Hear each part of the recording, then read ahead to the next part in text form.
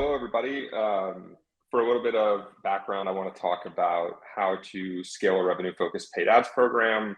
I work for a company called Opascope. We are a multidisciplinary marketing firm. We work with clients kind of across the gamut: SaaS, cloud, e-com, political, nonprofit. What we do is basically help companies drive smart growth. So my name is Max. I'm the VP of Growth here. And my job is basically to do two things. I, on one hand, lead our own sales, demand gen, and growth efforts, and I work with our clients to develop and execute upon their own strategies. And so my background is maybe a bit different from most marketers. Our focus at Opascope is on what I call quantitative marketing. And so before Opascope, I was actually working in finance. I was leading an equity derivatives desk at an investment firm, and finance might not be the best place for work-life balance, but it is an excellent training ground for let's say the kind of analytical chops that you need to basically drive effective marketing strategies today. And so my current role puts me in an interesting position because on one hand, I'm coming up with creative ways to grow our business, and at the same time, I get to work with tons of different companies in different industries with their own unique challenges. And, in many ways, my partners and I, we got into this business to kind of accelerate our own learnings. And we get to face this constantly evolving set of business and marketing challenges. And so today, I kind of want to talk about principles, kind of a framework for marketing as a profit center. Right? Because that's what it should be. Marketing should be a profit center. So we're running something in the neighborhood of $100 million in media spend annually, a lot of digital, television, outdoor, and I kind of want to share what we've learned through a lot of iterations of seeing what works and what doesn't work in the real world. And kind of why I think approaching this discussion from kind of like a framework perspective is so important is because marketing changes so fast, right? Like in the grand scheme of things, TikTok's been around for 5 minutes. iOS 14 means measurement techniques that worked last year don't work anymore. And this whole landscape is just shifting so quickly. And so I really like this idea of beginner's mind, which I didn't learn. And recently I learned it's actually a Zen Buddhist principle, but I've kind of always enjoyed approaching problems as a beginner, right? And I think back to my first foray into business, was it as a 16-year-old, I started this auto detailing company, right? Not the most sophisticated business in the world, but nonetheless, I still think back on how excited I was to kind of figure out all of these things from absolute zero, right? Like, how do you get commercial liability insurance, or how do you strike a deal with an office building owner when you're a high schooler, And it taught me that the most intimidating problems can usually be solved with a bit of common sense and persistence. And this idea of beginner's mind is really about dropping expectations and preconceived notions. And I think that it's really important to look at marketing this way, right? There's kind of a lot of dogma, a lot of buzzwords in the marketing world. And, there are a lot of great marketers out there, but there are also a lot of marketers that are kind of spouting off about the latest tool or technique or why this thing is going to be a game changer. And our view is very much that profitable marketing is about mastery and it's about simplicity, right? It's not about the latest tool. So our mission in some ways is to kind of refute this dogma, right? And we want to be solutions-oriented consultants, right? Our measuring objective is revenue. And when we work with companies, we're trying to elevate the whole business, right? Not just some marketing metric. And one more note before we dive in, I am biased. My bias comes from real world learnings, and kind of sharing those lessons is where I think I can add the most value today. So diving right in here with a real world example. A few years ago, we were working with a pretty well-known unicorn startup, growing fast all around the world. They had a great product, people loved it. And they had a lot of VC money. They had a huge war chest, and they were deploying capital really, really aggressively to fuel that growth. And early on, that worked, but as the company grew, things started to slow down. And so they came to us for a solution. We audited their accounts. We quickly found a few issues. In this specific case, they were related to things like audience targeting and keywords, right? Not rocket science. We told them how to fix the issues, and over the following 4 months, these changes saved them close to $25 million. And the key was that it let them run paid advertising profitably. Now, one of the crazier parts of this story, in my opinion, is the story of the $100,000 Zapier bill. And so some of you might be familiar with Zapier. It's a tool for automating processes without code. And they were using Zapier to automate some email flows. Now, this was a use case that would have been much better handled by an email service provider.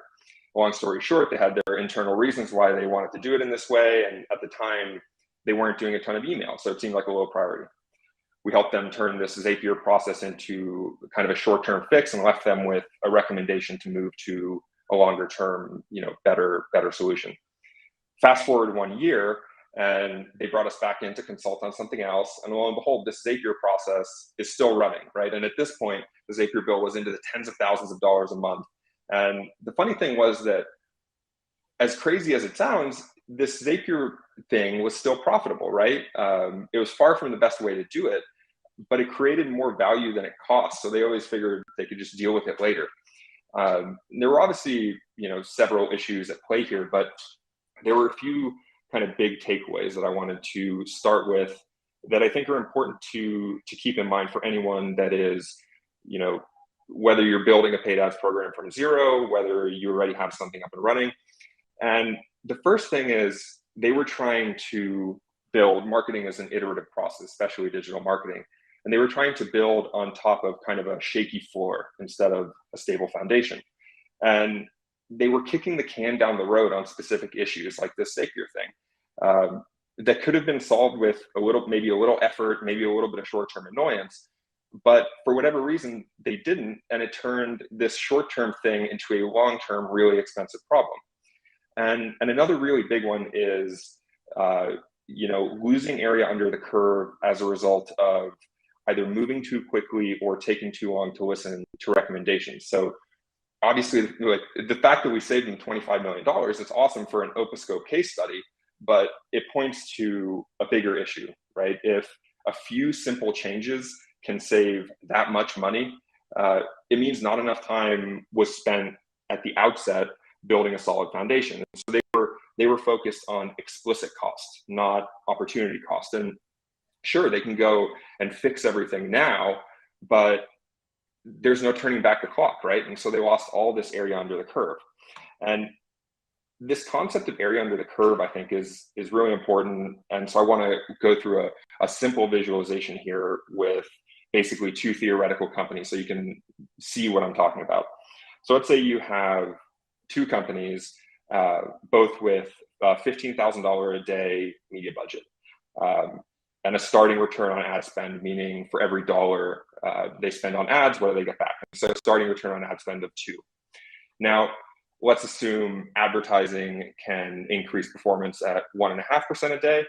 And then let's assume all these other things, these foundational pieces that make all your advertising activities more efficient, let's say these give you another 1.5%, right? Obviously in the real world, things don't increase that smoothly, but we have seen time and time again that things like engineering and analytics, reporting, they really do a lot to improve performance. So in reality, it's going to be lumpier, but this theoretical company A here, after 60 days, they spent $900,000.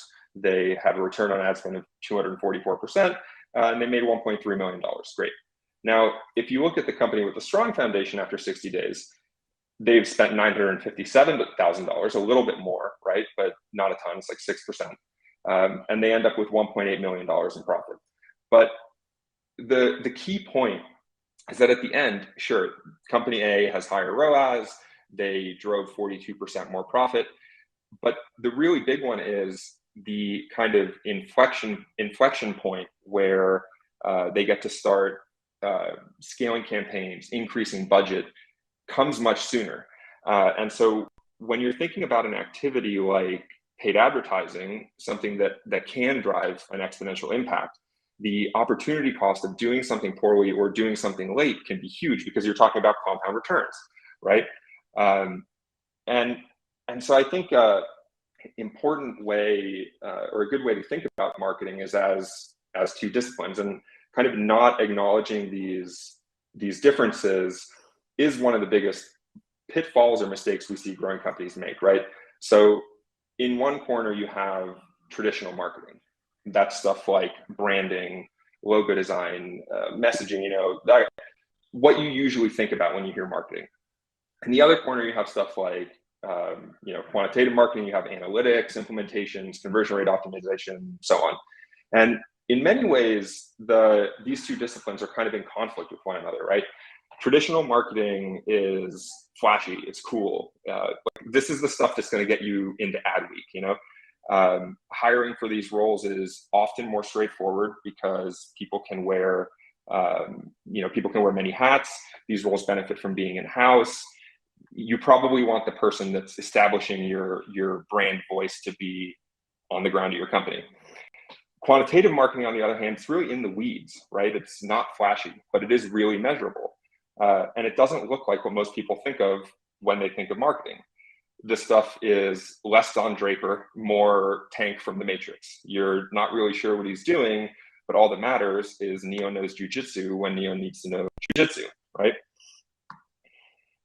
And so with quantitative marketing, it's hard to hire for because it spans so many disciplines, and there often is a little overlap. And so hiring a true jack of all trades is really, really difficult, because differentiating between kind of a smart person who can speak intelligently on multiple topics versus someone with mastery is not easy. And so oftentimes I think people think of marketing as this kind of magic money machine, right? You put money in, more money comes out, and of course that's the goal. But it's not magic. It's iteration. It's a process. And recently we were talking with a startup that had no budget for marketing. And what they wanted to do first was hire a CMO. They figured they hire a CMO, they're going to get this marketing magic everyone's talking about. And this is a really common thing, and it comes from not recognizing these two distinct disciplines within marketing, right? Obviously, this company is willing to invest in marketing. A CMO is not going to be a cheap hire, but to some extent, they're kind of going about it backwards, right? Expensive senior hires can be really good, but they also carry a lot of risk. If you, as a business owner, or if you're leading a team, whatever it is, if you make a bad call on a junior employee or an agency, it's not great, but it's also not the end of the world. A bad call on a C-level executive, it can be a multi-million-dollar mistake. And it all comes back to kind of understanding these distinct disciplines. And in this case, they were kind of looking at marketing as this one thing, not as two sort of separate subfields.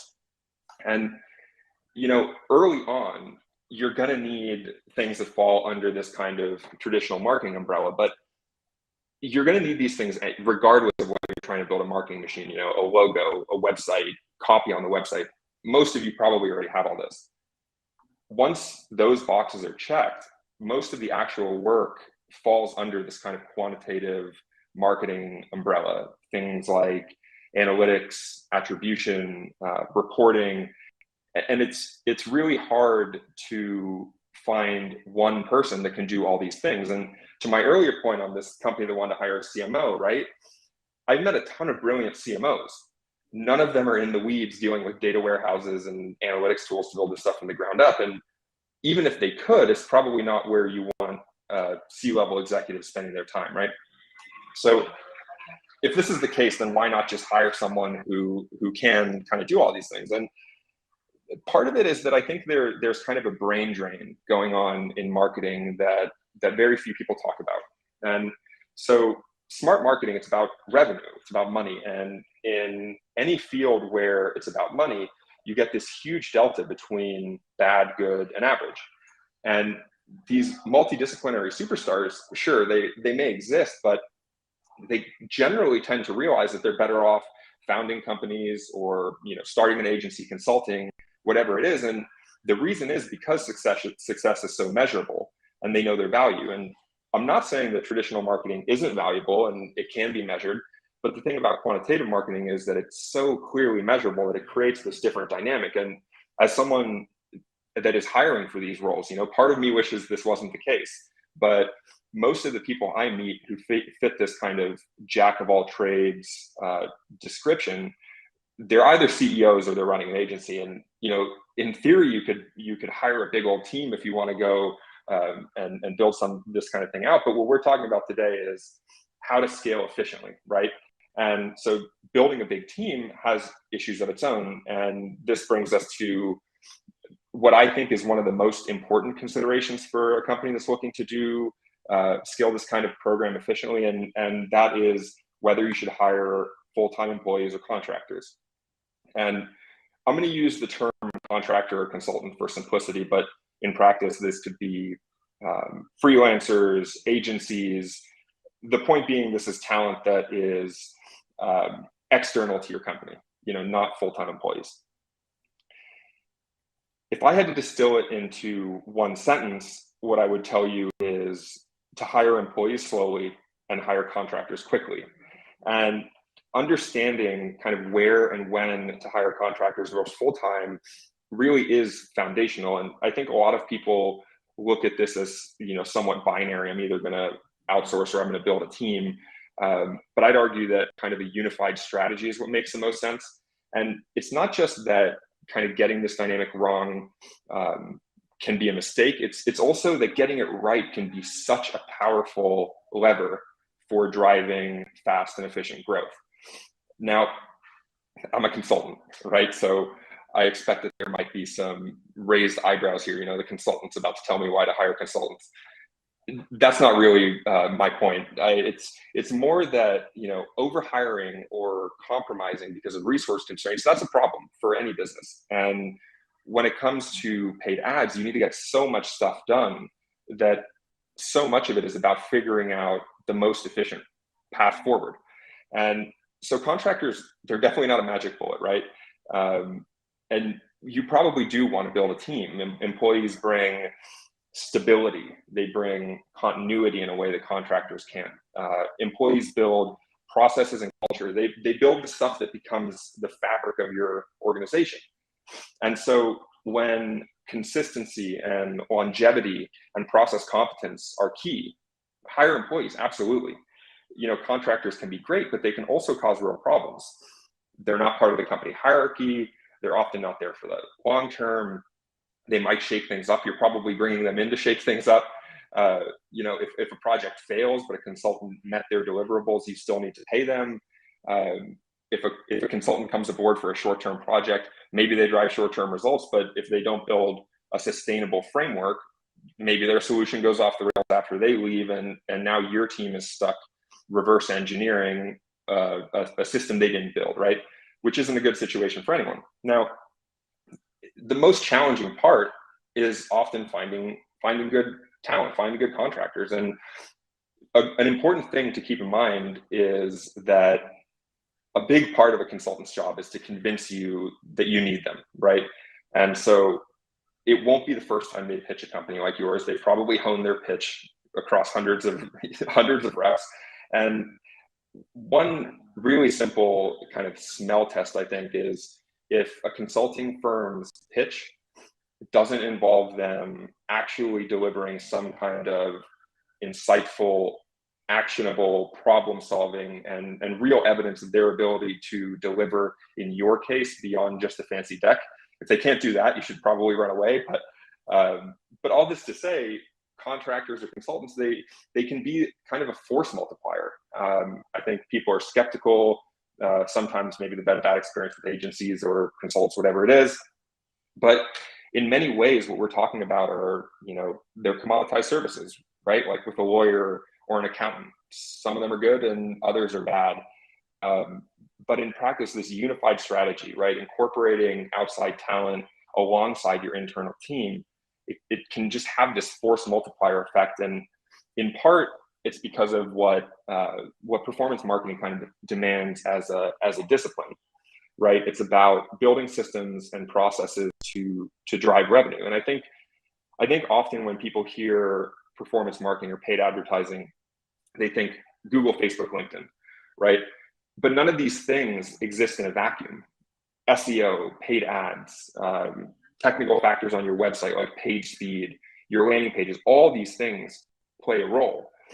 So you don't just need good ads, you need systems that make it possible to iterate, to rely on data. And there's just so much more under the hood than it can kind of appear at first pass, right? And so in terms of executing, it's not really practical to think you're going to have this kind of clean curve up and to the right, especially as you're building things out. There's 10, 20, 100 things you need to get done. And ideally, if you want to scale efficiently and profitably, you want to be doing things in parallel. You want to start making progress and gathering kind of data and learnings and driving revenue. You want to do it quickly. And so the reason that consultants or outside teams can have this kind of force multiplier effect is because they may be able to come in and identify what can be done in a week, what can be done in a month, what should be done first, what should be done second.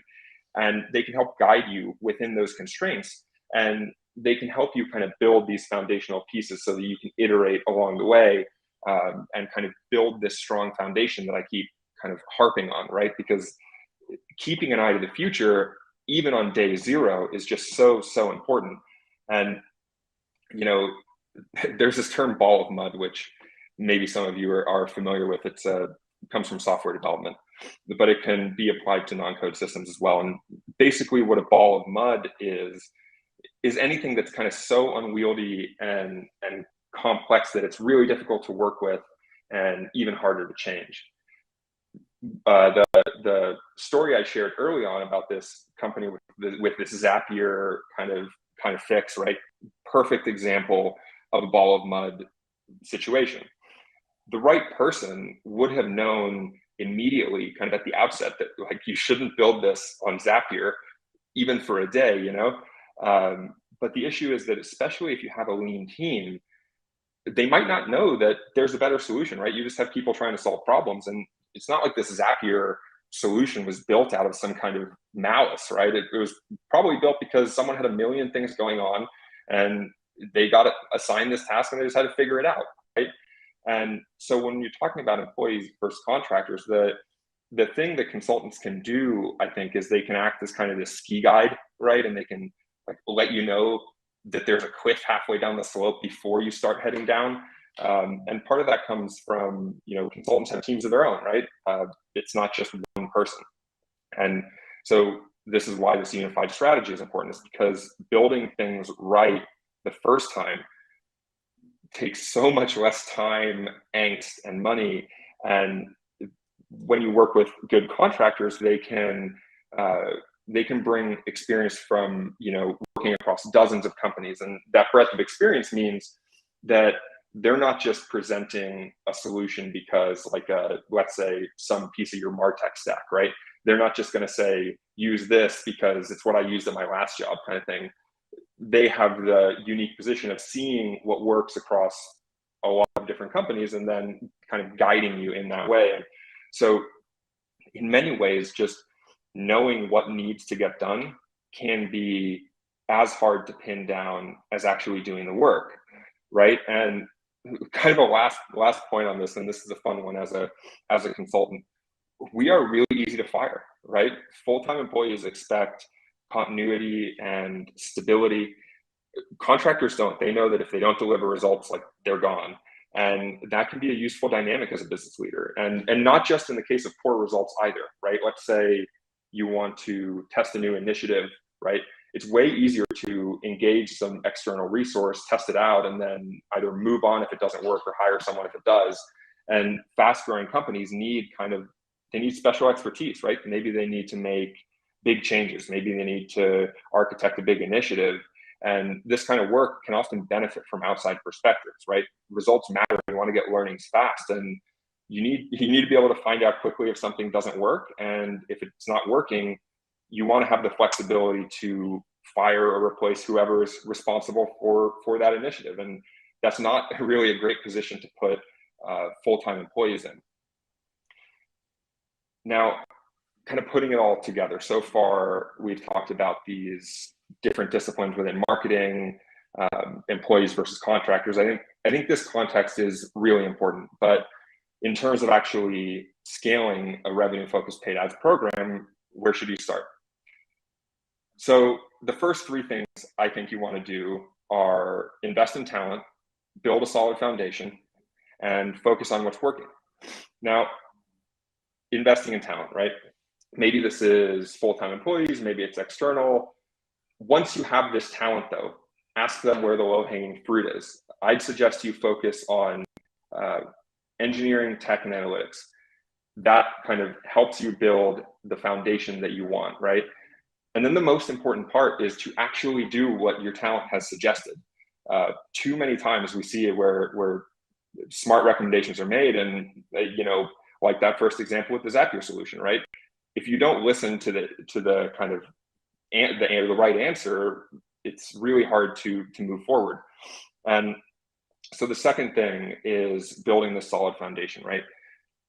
You might have the best marketing team in the world, but if there are easy issues that are hurting performance, they're not going to succeed. If you're not at a point where you can, let's say, accurately measure the impact of marketing on revenue, you probably shouldn't be focused on A/B testing, button color on a landing page. A strong foundation means you have analytics and reporting built out. Maybe you have a marketing site, so your marketing team doesn't need to ask engineering every time they want to add a page. You probably have a reasonable MarTech stack that suits your needs. Once that's kind of in place, the third really big one is to focus your energy on what's already working before you get caught up on the things that aren't working. And so a common one we see, particularly with SaaS companies, is they'll have a kind of lower level, often like a B2C offering, right, alongside a higher level enterprise offering. And they'll have campaigns with really high return on investment and potential to scale for their lower level offering. But for whatever reason, they want to focus on the enterprise offering. And so they end up allocating 90% of their internal time to making this enterprise product work. Now, I'm not suggesting that companies should just ignore their enterprise offerings, but if 80% of your revenue is coming from a specific segment, as long as that segment isn't just inherently problematic or limited, you should probably be focusing the bulk of your efforts there, right? Too many marketing teams fail because they're spending all of their time trying to make things that aren't working work, as opposed to focusing their energy on the currently profitable initiatives. And a bird in hand is worth two in the bush, right? Time and resources are finite. If you are successful in increasing the performance of the thing that's already working, you're going to have a lot more resources to allocate to figuring out all of these other things. And so when you're trying to keep an eye on efficiency and profitability along the way, this is really, really important. Now, kind of a broad point, I think, to keep in mind with this kind of marketing is the tech should always empower marketing, right? A lot of what we're talking about is going to require technical expertise, and successful execution is going to require collaboration between marketing and engineering. Last year we were working with a company spending hundreds of thousands of dollars a month on paid ads. And 6 weeks in, we made a technical recommendation we thought would improve performance, right? We felt really strongly about this. We kept raising the issue. This was a company where tech didn't empower marketing, rather. And now, 18 months later, their tech team made the change, and it cut cost per acquisition in half. This means that one change cut their cost of acquiring a new customer in half. Now, imagine if your company had identified a single change that could have an impact that large, right? You need that to happen today, not a year and a half from now. And so earlier I was talking about this concept of area under the curve, right? And so just think about all of this kind of opportunity cost that was lost along the way by delaying, right? And this kind of comes back to this idea that quantitative marketing, oftentimes these recommendations don't jump off the page. It's not this exciting, like, world-changing idea, right? But they can have huge impacts, right? And another big point is that success can kind of hide the truth, right? Some folks in the audience, maybe you're at step 0 with paid ads, maybe you're already running paid ads, I don't know. But no matter where you are on the curve, oftentimes the companies that stand to benefit the most from improving their marketing are the ones that are doing the best. And the reason is that often companies are doing well, especially early on, because they have, great product market. Obviously, these are good things, but it can be a double-edged sword when you're trying to optimize marketing, because early on, growth is going to be easy, relatively speaking. Diminishing returns and scale slow things down. So early on, there are these easy wins, and to some degree, your target market is kind of going to break down into three levels, right? You have at the tip, you have people that are actively looking for a solution to the problem you solve, right? They just need a little nudge. An example is like these glasses I'm wearing. They're from a company called Roca. And I found out about these glasses through a podcast ad. I'm a runner and a cyclist, and I have really bad vision and I hate contacts, right? So my glasses falling off my face, it's like a real dilemma. And I heard this ad, and it started with something to the effect of, if your glasses fall off your face, go to Roca. Before the ad had finished playing, I was already on their site buying these glasses. I was aware of the problem and it was urgent to me. And so they could have had the worst website in the world, and I would have jumped through whatever hoops were necessary to buy these glasses, basically, right? Now, below that, you have people who may be interested, but it's not kind of a drop everything to figure it out situation, right? They're going to be less patient, but they're still willing to deal with some nonsense if you have imperfect sign-up flows or whatever it is. The problem is that these two customer types are the smallest section of your market, right? As you move down the pyramid, you get to the meat. You get to the people that are unaware. Maybe they need your product, but they don't know about it. And you need to take kind of a more deliberate approach. You need to educate and inform. And often what happens is companies think everything is going gangbusters marketing-wise, and it's really just because they're reaching this tip of the pyramid. And so every KPI says marketing is performing well, because it is. But as they continue to grow, ROI starts to fall off. And then at this point, it's really common to attribute it to scale issues, when in reality, it's not scale issues at all. It's because their marketing stack and their approach isn't designed to reach customers at kind of all interest levels. And so again, this comes back to why this solid foundation is so important. And, kind of the closing thoughts here, marketing is a distribution engine, right? It's a mechanism for putting your product or service in front of the people that are most likely to buy it. And through that lens, it's often kind of unsexy. It's about using data to be in the right place at the right time. It's an optimization problem. And so if your strategy is functioning as an effective distribution engine, you can start to see where the distribution doesn't work. And so what that means is marketing doesn't just bring new customers in the door. It's also first-party research on your own customers. Product market fit is an example, right? Let's say you sell a product for small and medium-sized businesses that's $5 a month, but the cost per click is $30, and everyone advertising on those terms is selling minimum $20,000 a year annual contracts. Unless that business with the $5 product has some earth-shattering, game-changing product, it's going to be really difficult for them to succeed. And so the point is, if the market is telling you something, listen, right? Scaling a company is like trying to get in shape. Building your product, it's like going to the gym, right? It feels productive. Marketing is kind of like eating right. It can be a little bit of a pain, but the reality is it requires focus. You have to get it right, and then everything else you're doing in the gym, so to speak, will be enhanced. And that's all I got for today. I hope that was useful. I'd love to hear your thoughts, and yeah. Max, that was awesome. Thank you so much. We have a few questions, it looks like, in the chat. If you're answer them. Sure. I can read them off to you. The first one from Ethan James. What advertising platform is relevant in 2022 for the B2B segment in the US? Sure. It's a good question. I think it kind of depends on what you're doing. I think Google is often good, right? It's Google search and search in general is nice because it's intent based, right? Like if you're typing in a Google search, you're already looking for a problem. So if you're in the B2B space where you're solving, a specific problem, that can be really good. One other one that we're kind of interested, we've seen interesting results with recently is LinkedIn, specifically conversational ads. I think that it's working well at the moment, right? I think you can get relatively cheap advertising, but I think Google is kind of always king in many ways. Awesome. Yeah, I have a question for you while we wait for a few more to come Sure. in. What are your thoughts of brands being on TikTok and advertising on TikTok? It's a good one. It's interesting.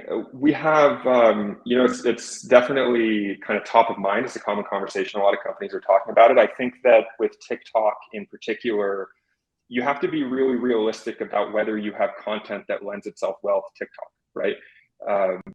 People aren't going on TikTok for like high production value videos, but like I saw on TikTok these videos that were showing like Excel tips, right, with just crazy reach, showing Excel tips on TikTok. And so I think if you have the kind of product and you have the team to be creative, I think TikTok can work, but it's definitely early days, you know.